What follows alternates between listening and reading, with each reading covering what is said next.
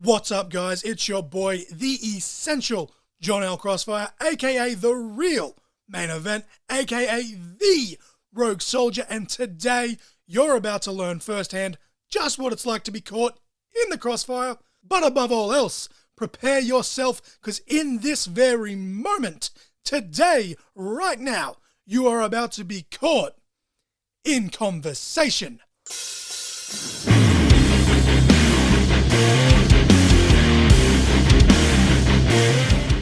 Hello, one and all, and welcome to episode 59 of Caught in Conversation. Once again, here I am, the essential John L. Crossfire.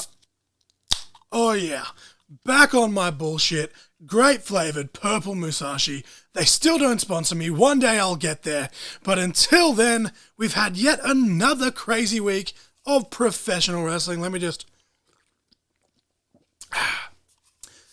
For focus, endurance, and performance. There you go. They should definitely give me a sponsor. But here we are for another week. And there's been a lot of professional wrestling this week. But also this week, before I get into the wrestling, I'm recording this on Friday, so State of Origin Game 3 was 2 days ago as I record this. And, I don't know about you guys, but just... my mind was absolutely blown watching that game. Just holy shit from start to finish. Could you imagine if football fans chanted the same way that wrestling fans do? Now, don't get me wrong, there's the New South Wales and the Queensland, but that game was just, it was chef's kiss. I haven't thrown that up for a couple of weeks now, but just fucking mint from start to finish. If that was a wrestling match, I legit would have been standing in the crowd going, "Fight forever!" And this is awesome. I know for a fact that I was sitting in my lounge room along with Mrs. Crossfire and we were both calling, "Holy shit!" But just imagine if it was to the same cadence of the "Holy shit, holy shit." I don't know, guys. I'm buzzing. I've only had one sip of that. I'm just buzzing in general today. It's a nice day outside. It's sunny. It's cold as balls, so we've had to turn the heater on. We want to save electricity, but it's gotten to the point where you have no choice, and I'm nice and toasty, and I'm feeling it, and I'm feeling myself, and I'm feeling this podcast, but just, what a game. At the end of the day, what a game. I said back when I watched Game 1 at the beginning of the series that it was one of the best games of football that I had seen in quite some time, whether it's rep footy or just standard football grade, but this game here, State of Origin Game 3 for 2022, hands down, the best game of footy that I have seen in many, many, many, many years. And I've seen some people say that it might just be the greatest State of Origin game, or at the very least, the greatest State of Origin decider ever. And honestly, I would pay that 100%. I would pay that. Absolutely nail-biting from the beginning to the end. We had a couple of little biffs in there. Bring back the biff. I know my best mate, James Hellfire, was very, very happy about that. He was messaging me and I was messaging him, and it was just like, yes! Not that we condone violence, but, it's football. Emotions run high. It is what it is.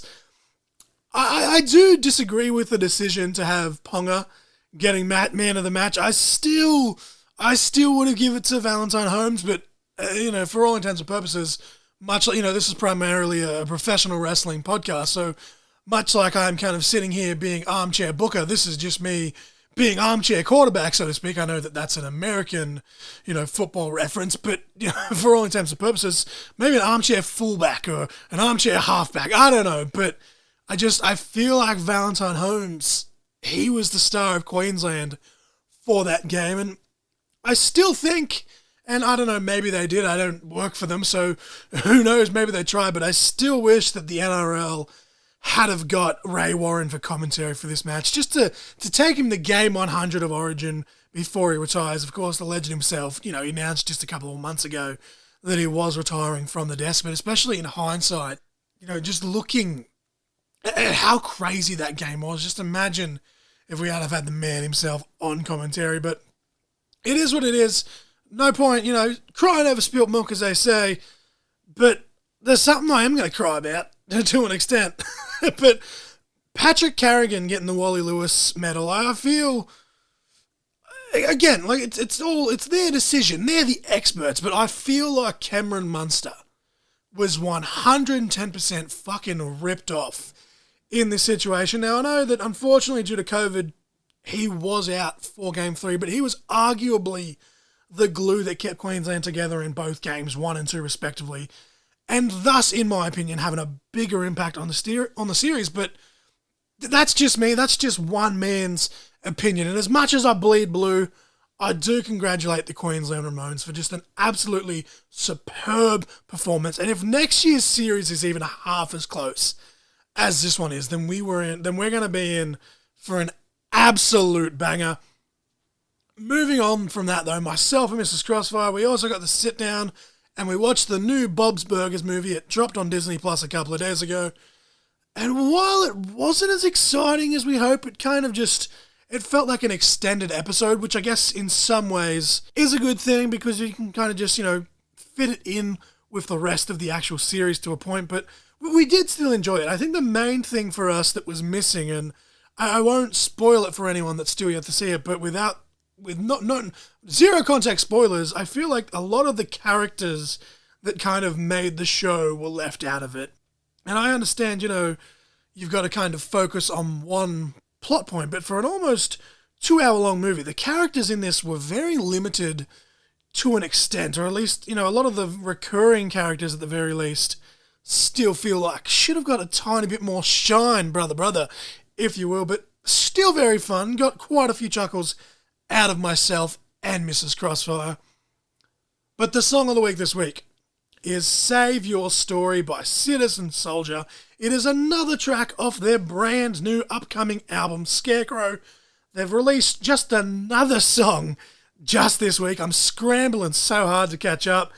It seems like every other week at this point, they're just dropping new content, and they're all fucking bangers. So that's great for them. Like, kudos for the constant great performance, but you're putting me through a hard time here. I'm spamming the shit out of these songs. And I guess, I don't have to. I don't work for them. I have no affiliation with them other than the fact that I use one of their theme songs when I wrestle, and I had their blessing for that. But the message that they're sending with this album and then the last two albums, and just a lot of their songs in general, like when I found out this is completely going off topic, but it's caught in conversation. I rant. That's what I do. But the song that I come out to, Soldier, from Citizen Soldier, it's actually a song about standing up to your bullies. And, I just listened to the words of that and I kind of related it to the Rogue Soldier character. But now hearing that, it made me love it even more with some of the struggles that I went through, as a kid. And we're not going to get into that because I'm riding solo today, so I'm not going to sit here and get all fucking sentimental when I'm sitting in a room by myself. As I said, I'm buzzing, but yeah, just Citizen Soldier, they've got such a great message. And as always, as I say on this show, I just went really fucking bogan then. You can tell I'm getting into it because I'm like, oh yeah. But as I always say on the show, guys, when it comes to mental health stuff, it is okay to not be okay. But the song of the week this week is Save Your Story by Citizen Soldier. Now I'm going to take a little slurpy slurp, and I'm not even going to edit this out because I'm just on a roll. Moving on to World Series Wrestling Phoenix Rising Tour. I'm going to blast through the results of all 4 nights as quick as I can, and then I'm going to do a nice little recap at the end, wrap it up in a neat little bow of all 4 nights in one little package. And as always, all the opinions are simply my own, and I highly, highly, highly, highly encourage all of you to come over and discuss or debate. Not going to be super, super detailed because there is 4 shows and I've got a lot to cover in the Wrestling Revolver portion at the back end of the show. But night 1, Matt Cardona and Chelsea Green kick off the show to get the fans hot. Cardona says that he will be back, and when he comes back, he wants the World Series Wrestling Championship when he is able to compete. Match number 1, we have Mick Moretti defeating Trey Miguel. Match number 2, Taya Valkyrie defeats Chelsea Green and Tennille Dashwood in a triple threat match to win the vacant World Series Wrestling Women's World Championship. The new championship that they have, the physical belt itself to represent that, is an absolute thing of beauty as well. Match number 3, we have Buddy Matthews defeating Alex Zane. Match number 4, we have the Flippin' Machines, Brian Cage and Flip Gordon defeating the Pariah to retain the World Series Tag Team Championships. Match number 5, we had Alex Hammerstone defeating Chris Basso. And then match number 6, / the main event, we had Johnny Superstar, or Johnny Down Under as he is now dubbed here in World Series Wrestling, aka Morrison, Nitro, Mundo, Impact, etc., etc., etc. Old Johnny Gimmick Name defeated Joey Janela to win the vacant WSW World Championship, and much like I mentioned just then with the women's title, the new championship to represent this, it is fucking chef's kiss. Absolute beautiful. That's some hashtag belt porn right there.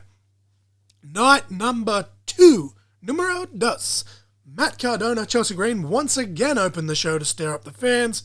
Chelsea is unhappy about losing the night before, and they get some cheap heat in there. Match 1, Trey Miguel defeats Alex Zane and Emin the Kid in a triple threat match. Match number 2, we have Alex Hammerstone defeating Flip Gordon. Match number 3, we have Chelsea Green defeating Shazza McKenzie. Match number 4 sees Buddy Matthews defeating Brian Cage. Match 5 saw Joey Janela defeating Caveman Ugg. Match number 6 saw Taya Valkyrie defeating Tenille Dashwood to retain the World Series Wrestling Women's Championship. And then match number 7 / the main event saw Johnny Down Under defeating Slex to retain the World Series World Championship. That's a mouthful right there.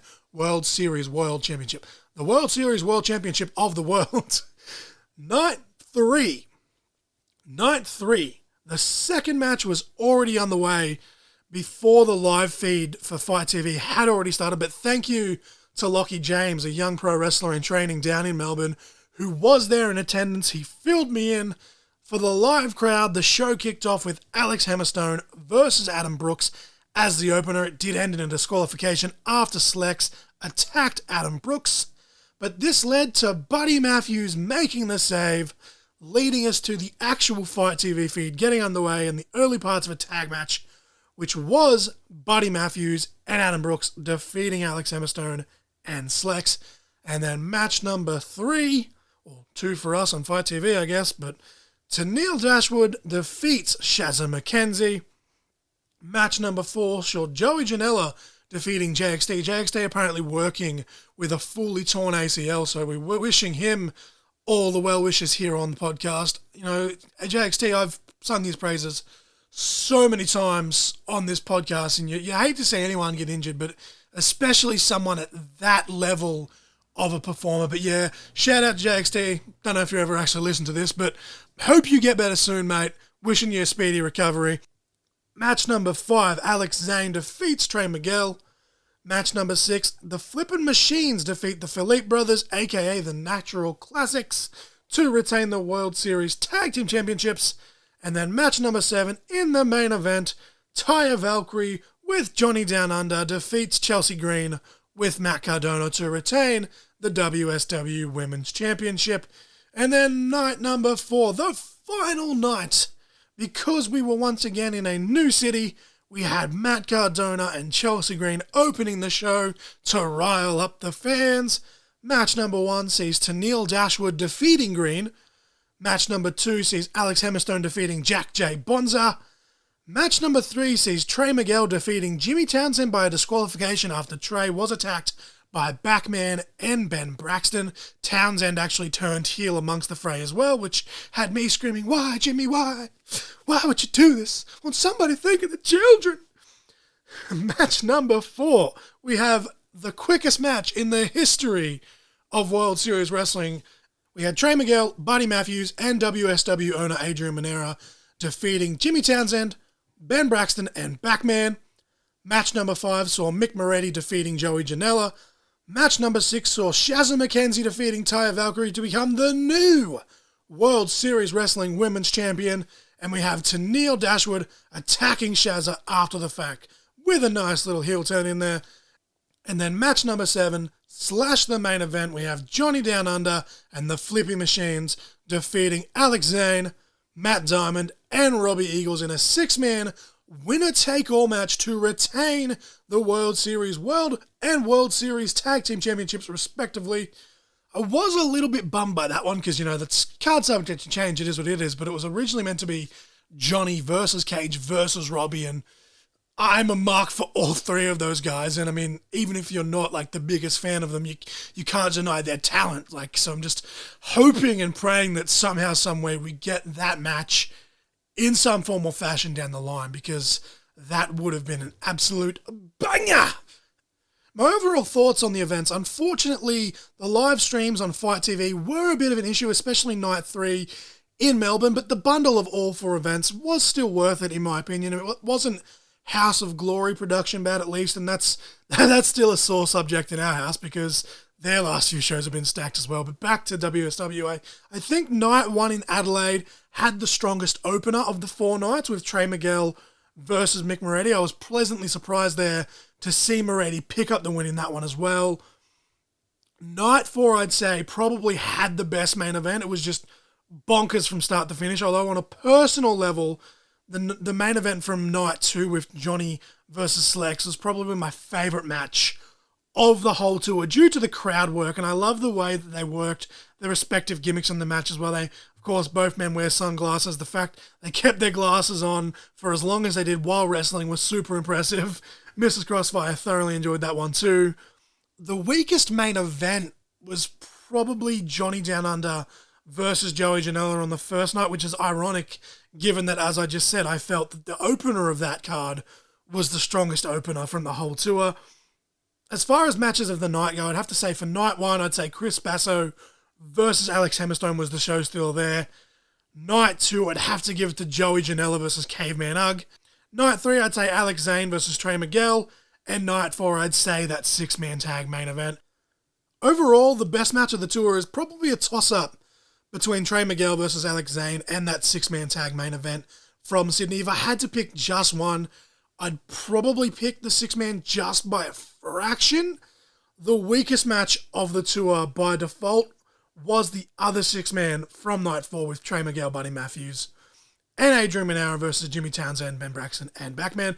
Don't get me wrong, the whole segment was entertaining and we were cheering for Adrian from our living room, but it kind of just felt forced in some aspects, and it seemed like it was kind of just a cheap way to kind of quickly get Buddy on the card. And as I said, from bell to bell, they did this whole beatdown where Trey, Buddy, and even Adrian threw a crossbody and a couple of super kicks as well. But the whole beatdown segment was great. It was entertaining. But the actual match, literally, the bell rung, Adrian made the pin, bell rung again. So by default, even in a kayfabe sense, it's the quickest match, which should be, should be like a dominating thing. But the way that they did it was kind of, it was cheap, but in all the right ways, if that makes sense. I don't know. I still enjoyed it, but by default, weakest match on the tour. But I thoroughly enjoyed the entire tour. Maybe not as strong as the last handful of events, but even just watching through the TV, you could see just how much fun everyone was having. And of course, nothing will ever beat, the actual live experience itself. And I can't wait until I'm able to get there back to World Series Wrestling. This is the first tour that I've missed since they came back in, was it 2017 or 2018? I can't remember. Was it the tail end of 2017 or early 2018 where they had their first show since 2005 or 2006? I'm not good with dates, especially when I'm, just all jacked up on adrenaline and life, and a couple more sips of this energy drink and it's kind of got my brain buzzing. But I can't wait to get back to World Series.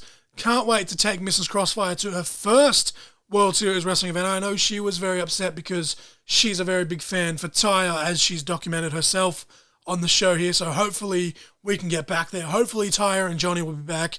Hopefully Matt Cardona and Chelsea Green do come back like they said they would, because I'd love to meet both of them, and I know Mrs. Crossfire would very much like to meet both of them as well. I'm going to put her on the spot here. We were talking about this amongst ourselves while we were watching it. Mrs. Crossfire, when Chelsea Green was in NXT, Chelsea Green did that good of a job at playing her character. Mrs. Crossfire, who knows the business, genuinely couldn't fucking stand her, and she was kind of laughing about, oh, what a mark I am, buying into everything she did, which is great, like compliments to Chelsea. But yeah, Mrs. Crossfire has become a very big fan of Chelsea Granny. It'd be kind of funny as well, Mrs. Crossfire said, like, to meet them and kind of just tell her that, and because I feel like Chelsea would obviously take that as a compliment. But yeah, fantastic tour around, technical issues aside. Even when I do go back, if I do back, I should say when, let's be positive, even when I do get to go back and see World Series again, and as I said, take Mrs. Crossfire to her first one, we're probably still gonna buy the Fire TV bundle if they do it again, just so that we can keep up with the other events in real time rather than just catching up on social media and YouTube vlogs. Shout out to Joel Southgate, go watch his vlog from Night 4 in Sydney, some good stuff in there. But the match of the week this week is from Impact Wrestling Lockdown 2011, and it is the Lethal Lockdown match itself with Immortal versus Fortune. For Immortal, you have Abyss, Bully Ray, Matt Hardy, and Ric Flair, and on Fortune's side, you have the Cowboy. Sorry about your damn luck, Cowboy James Storm, Robert Roode, Christopher Daniels, and Kazarian. This seemed like a very fitting match with the Cage of Horrors main event on the Wrestling Revolver show that I'm about to cover. And of course, Lethal Lockdown is a spin-off, so to speak, of the whole War Games concept. And if you haven't listened to last week's episode where I covered Deathmatch Down Under's War Games, the first ever War Games match in history, get on that. But of course, the Cage of Horrors match is very much in that same vein as well. So it felt very appropriate for this week. But again, that match is Lethal Lockdown Immortal versus Fortune from Lockdown 2011. But now for my recap-ish, as I like to say, of Wrestling Revolver's Cage of Horrors. I'll try and goose-fraba, woosa. Try to take a breath and try not to talk so fast. I know that's one thing that you guys have told me, that I talk too fast, but I am enjoying the show, but can you slow it down? I'm sorry I'm ADHD as fuck, but I'm aware that today I'm even a bit more fired up than usual, so I'm gonna... This whole event took place on Saturday, July 9th, or Sunday the 10th for us here in Australia, because time zones in July, so it was this past week. Duh, quick math. I'm still really, really loving the Wrestling Revolver aesthetic. I'm still loving the orange referee shirts as well. Pop me every time I see it. Like, it's just, from a visual standpoint, it's like, it's dark and gritty, but then the orange kind of just gives it that little pop, just pop.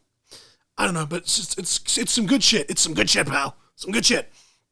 But kicking off the action hot, we have match number 1. We have the Impact X Division Championship. We have the one called Manders, the challenger, versus Speedball Mike Bailey, the champion. Some great cross-promotion here, as always, in Wrestling Revolver. We have a great clash of styles here, with Speedball being more of the high-flyer, lighter type of competitor, and then Manders is a big, solid, rugged cowboy that loves to play the power game. But both guys have fantastic strikes in their own right, though, which kind of evens them out to an extent. Manders tries to use the power game in the early goings, but Speedball uses the speed to his advantage, ducking and dodging everything that Manders attempts. Dodge, duck, dip, dive, then dodge. That saying seems to become a bit of a staple as of late here on Court and Conversation, but that's neither here nor there. Manders managed to catch Speedball and delivered a beautiful Dr. Bomb, the old school sit-out gut-wrench powerbomb, but Speedball quickly shifts the momentum back into his favour. Manders seemingly weathered the storm and busted out an avalanche Oklahoma Slam. My feed kind of wigged out for a split second there, and I was like, oh boy, but luckily it fixed itself. They had a strike exchange, with Manders getting the advantage with a big old left-handed lariat that did leave to a near fall. I love that since it was kind of like his weaker arm, so to speak, it didn't finish it, because Manders does usually finish it with the big lariat, the big clothesline from hell. I'm not sure what he calls it off the top of my head, but, just big fuck-off clothesline. But because it's the opposite, weaker arm, it's not as effective, Psychology, pal. Speedball fires back with a few kicks, but Manders manages to kick out at one. He gets fired up. He tries for the huge lariat with the right arm this time, but Speedball once again, dodge, duck, dip, dive, and dodge, gets out of the way, hits the ultimate weapon, which is his shooting star double knees, off the top rope, and he retains the Impact X Division Championship in our opening contest. Match number 2, we have Jessica Havoc versus Alley Catch with the Wrestling Revolver Heavyweight Champion JT Dunn. We had Impact Wrestling Hall of Famer Gail Kim do some guest ring announcing here for this match. We started off with some smack talk from Alley Catch until Jessica Havoc grabs a handful of hair and strings together a barrage of power moves, utilizing her size and strength. But after interference from JT Dunn, Alley manages to just get the upper hand and is acting a little bit cocky the entire time. JT Dunn even chokes Havoc on the ropes for good measure. Alley Catch utilizes Gail Kim's move, the Eat Defeat, for a near fall while looking right at Gail Kim, who was still watching at ringside. Havoc did use her strength to turn the tide, hits a huge air raid crash, but JT Dunn distracts the referee before he can count to 3. Gail Kim takes out JT Dunn, but with the referee distracted by the commotion, we have Alley Catch hitting Jessica Havoc with a glass bottle to the head to steal the victory, gaining perhaps a bit of momentum leading into the Cage of Horrors main event later on in the evening. Match number 3 saw a fatal 4-way match between Zachary Wentz, Blake Christian, Gringo Loco, and Crash Jackson. We started off with the two big boys in Loco and Jackson discarding Wentz and Christian before going tit for tat with each other. Both guys showing some great speed and agility of their own, for people of their size. And of course, it's well documented on this pod how much of a mark I am for Gringo Loco. Crash hits a pounce on Gringo Loco to momentarily get him out of the equation, and they kind of cycle through the motions with everyone getting some sort of shot in on everyone else, but with only 2 people in the ring, regardless of who it was in the early going. Crash Jackson specifically manhandled Zachary Wentz before Blake Christian hit a huge spike runner on Crash. Gringo Loco hit a top rope cutter Fosbury flop combo, taking things to the outside, and then in true multi-fashion, we got our Oprah Winfrey on, and you get a dive, everyone gets a dive, including the biggest man in the match, Crash Jackson, before he military presses Zachary Wentz into the crowd, and then all 4 men end up in the crowd. The fans are loving it, everyone's a winner, and the match hasn't even ended yet. They brawl through the venue, and Zachary Wentz takes a huge chance, leaps off the top of the entranceway. Gringo Loco back in the ring hit a Styles Clash, which popped me good, because of course I'm a huge AJ Styles mark as well. Everyone gets their shit in, brother. Zachary Wentz hits a huge cutter. Crash Jackson hits his trademark pop-up powerbomb on Wentz for a near fall, but was broken up when Blake Christian comes in and uses Will Ospreay's hidden blade maneuver, which is great storytelling, blending over from Warrior Wrestling and GCW there with the whole Blake Christian, Will Ospreay dynamic that's been going on in the Indies in the last couple of months. But after an impressive display of strength and then a curb stomp, Blake Christian pins Gringo Loco for the win. Match number 4 saw the Revolver Tag Team Championships. We had the OGK, Matt Taven, and Mike Bennett, the challengers, versus POS, the prisoners of society, Steve Macklin and Weston Blake, the champions. POS start the match with some double team offense. OGK tries to get some sneaky shots in there of their own, but it doesn't last very long. POS took over seemingly with ease, which seems to have maybe taken the OGK by surprise. But in true OGK fashion, with the referee distracted, they used a 2-on-1 tactic to dissect Steve Macklin and gave him the advantage. Weston Blake broke his tag rope on the outside, which was kind of funny when he was trying to fire up the crowd and try and will Steve Macklin back into it. OGK went to the well once too often, and Macklin gets the old hot tag off the Weston Blaze, who comes in, cleans house, hit a beautiful Road Warrior Animal-esque power slam. OGK got a blind tag to momentarily catch a reprieve. Matt Taven hit a huge dive over the top rope to the floor, taking out both Weston and Macklin, but POS fight back. Weston hit a coast-to-coast on Taven for a near fall. It was very much your standard indie tag match in the vein of it, constantly being tit for tat. But in the end, after a low blow and the Proton Pack, the OGK are your new Wrestling Revolver Tag Team Championships, and those belts looked very good on them, by the way. Match number 5 saw a bunkhouse brawl match. We had Mance Warner versus Born to Die Jake Christ with Bobby Olsen. Was super keen for this one. This matchup right up the alley of both of these competitors, and was also interested in seeing how Jake Christ would be portrayed after his heel turn at the last Wrestling Revolver show. The match starts instantly, both men throwing respective big boots at each other. They wasted no time filling the ring with chairs and wasting each other with the chairs at the same time on the outside. Mance slides a couple of doors into the ring as well before delivering a huge Uranagi onto Christ, onto the pile of chairs. Fun fact, while trying to type Uranagi, for some reason my phone keeps trying to autocorrect it to Uranus. Uranus. Mance Warner builds a contraption, almost a Tower of Doom, out of doors and chairs before superplexing Christ through it for a near fall. Mance was talking trash to Chris, but Chris just launches a fucking chair straight into the face of Mance Warner to finally turn the tide. Follows up with a tornado DDT back into the pile of chairs once more for a near fall of his own. We shifted up a gear. Jake Chris pile drives Mance off the apron, through a door, onto the ringside floor. I do not like green eggs and ham. I do not like them Sam I am. Off the apron, through a door, but they get back in the ring, and in an act of desperation, Mance manages to send Jake Christ through the ropes and through a door to the floor on the opposite side of the ring. Mance hits a bionic elbow, followed up with a pile driver once again onto the pile of chairs for the closest near fall of the match thus far. We got a little bit of a comedy spot with Mance Warner using a fan sign as a weapon, and it's revealed that it was actually wrapped around a speed limit sign. We have them exchange hits with broken pieces of the door, but after a backspin kick, Jake Christ picks up the hard-fought win. They went to intermission and they showed the replay of Speedball Mike Bailey versus Jon Moxley from the last Wrestling Revolver show. Wild thing! Go check out episode 55, I think that was the number off the top of my head. It is also titled Wild Thing for my recap of that show. Back from intermission, and we have match 6. It is Man Scout versus Dan the Dad, forever singing along to both of these men's theme songs. Absolute chef's kiss bangers. Throw out all the cliches that I've used on this show from the very beginning until now. I'm sure they'll fit in there somewhere. We get a "This is awesome" chant before the match even began, followed by a "Fight Forever" chant before they'd even locked up.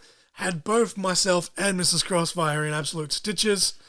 We had a "You sick fuck" chant after Dan the Dad flicked Man Scout on the nose, and I was literally crying with laughter at that point from the get-go, and we're only like a minute or two into the match. It was honestly it's just a great way to come back from intermission. Like, you always worry, because they're hot and you go into intermission, like, can we bring them back up? This is a great way to bring them back up with some great laughs. Man Scout goes backstage, brings out wrestling tent. Comedy wrestling done right will always be my favorite type of wrestling to watch. But again, the key word is done right. Well, key words, I should say. But both men kept dragging each other back inside the tent like it was some sort of cheesy horror movie scene. And when they both finally emerge, they emerge wearing each other's gear. Man Scout moonsaults the tent thinking that Dan the Dad was inside, but nobody was home. They had a little bit of a roly-poly, reversing inside cradle after inside cradle, and then Dan the Dad manages to steal the win. Damian Chambers just has to ruin the fun though, comes out, attacks both men after the match, but Damian Chambers is then taken out by the ring announcer. Everybody needs them a ring announcer that can take care of business. The crowd chants "fuck that guy" as Chambers crawls out of the arena. Match number 7, Ruby Soho versus Billy Starks. Destination unknown. Ruby Soho. Yeah! Terrible singing, but I don't care. What a fucking tune. Ruby announces that unfortunately, due to the injury she did suffer recently on AEW Dynamite, she is not cleared to compete, but Billy Stark comes out to a warm reception at first, but seemingly has a bit of a heel turn, talks about how she deserves this match, takes a few cheap shots at Ruby Riot's past where she was fired by WWE. She says she doesn't want She says that she doesn't want Ruby Soho. She wants the old school Heidi Lovelace, which is, of course, Ruby's old name before she became Ruby Riott. And then Billy slaps Ruby and Ruby says, fuck it. Ruby almost puts Billy away instantly with a series of high angle back suplexes and her finisher No Future, but Billy just manages to kick out. Ruby goes to work on Billy with the fans chanting to Ruby to, quote, fuck her up. But Billy then targets the arm of Ruby to take control. Ruby tries to mount a comeback, but Billy with extremely aggressive stomps to the arm, followed by a big tombstone piledriver for a near fall. Billy shows some resilience of her own. She just manages to get her hand on the rope, but Ruby hits a twisting flatliner for the win regardless. Destination unknown. Match number 8, 10 years in the making, tag team match. We have the Switchblades, Sami Callihan and Jon Moxley versus the Wolves, Eddie Edwards and Davey Richards. The atmosphere for this was freaking insane. I had legit goosebumps waiting for this match to start, waiting so long for this. The fans in attendance were losing their minds for it too. The camera glitched out for a split second again before this match started, and I almost lost my mind on the complete opposite end of the spectrum, but luckily, again, as I said, just a split second. The Switchblades were the clear fan favourites in this one, and the Wolves did a great job of embracing the hate. There was lots of spitting back and forth in each other's faces in this one, which is gross enough even when you're not still semi-living in a pandemic. However, to the actual action itself, like riding a bike, Moxley and Callihan still very much in sync despite not teaming with each other for over a decade. I did have trouble taking notes in this one because I was just too busy marking out like a mofo, but both teams working well, like well-oiled machines, brawling all over the place.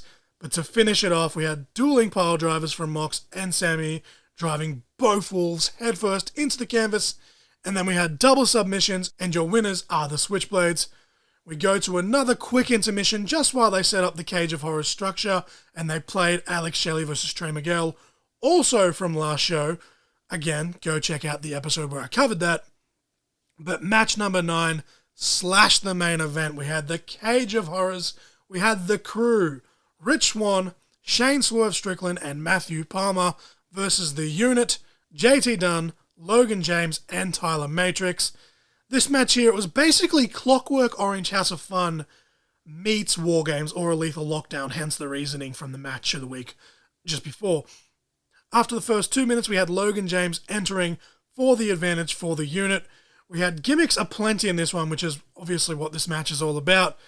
Dunn and James dissect Rich Swann until Matthew Palmer comes in, gets all his shit in brother on both Dunn and James, giving a bit of respite to Rich Swann.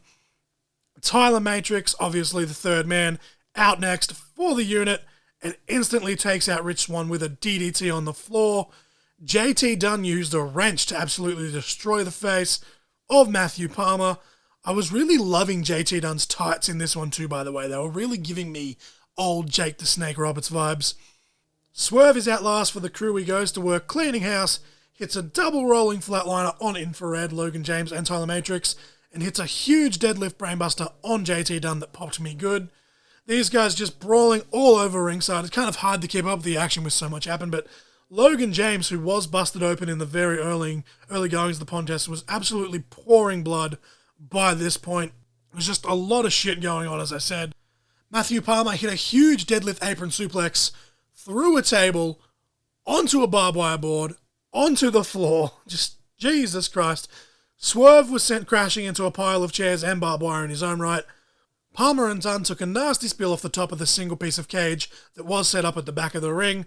We had a close near fall when JT Dunn hit an avalanche tombstone on Swerve through a barbed wire door, but Rich Swann just manages to make the save right on 3. Swann sends both himself and Tyler Matrix crashing into even more barbed wire. Swerve hit a double foot stomp on both Logan James and Tyler Matrix, coming off the top of some scaffolding for a near fall before JT Dunn this time breaks up the pin. Matthew Palmer attempts to put away JT Dunn with a Death Valley driver, but Alley Catch runs in and she gets a Death Valley driver for her troubles. Phil Stamper does a run in and chokes out Palmer with a coil of barbed wire. Rich Swann and JT Dunn end up brawling on top of the scaffolding, but Dunn is soon outnumbered when Swerve joins the fray. But in true to his namesake fashion, Swerve swerves us all, and he low blows Rich Swann to chants of "Why, Swerve, why?" Swerve launches Swann off the scaffolding back into the ring. Logan James just barely manages to crawl over to make the cover. The unit just managing to survive the cage of horrors. The commentators wondering, why did Swerve do it? Is he part of the unit? Is he just sick of being in Rich Swann's shadow? Either way, I am so fucking keen, because on paper, Rich Swann versus Shane Swerve Strickland, that's a banger and a half. Dare I say it? Mwah, that's chef's kiss. But we end the show with a video package showing that in September, for Tales of the Ring 2022, we will have the Wrestling Revolver return of Killer Cross. Some big news there, but regardless, the fans are excited, but the show still goes off the air with the fans being absolutely pissed at what they've just seen. Swerve betrays Rich Swann, giving the victory to the unit. Beautifully done there. Absolutely great show from top to bottom. I'm really looking forward to their August show, but their September show sounds great already, just with the addition of Killer Cross, in my opinion. I'm assuming it's going to be probably Killer Cross versus JT Dunn. That would be my guess, but we'll just have to keep our eyes peeled. Just have to wait and see. But either way, Wrestling Revolver once again has absolutely killed it. But with all that said and done, that is going to bring me to a close for yet another episode. I do apologize again for being all over the place, I should say more over the place than usual, but I'm in a good mood today, which is great for me, but unfortunately that means my ADHD goes up and down like a fucking roller coaster, and I'm here, and I'm here, and I'm here, and now you see me, now you don't. But yeah, can you believe, though, that this is episode 59, and next week is going to be episode 60. That is absolutely crazy. But as always, I do thank you guys for your constant support. Check the link tree in the description for my social media, my merch. Keep an eye out for upcoming events, also linked in the description as well. The song of the week this week was Save Your Story by Citizen Soldier. The match of the week this week was Immortal vs. Fortune from Lockdown 2011. I am the Essential John L. Crossfire, and you were just caught in conversation.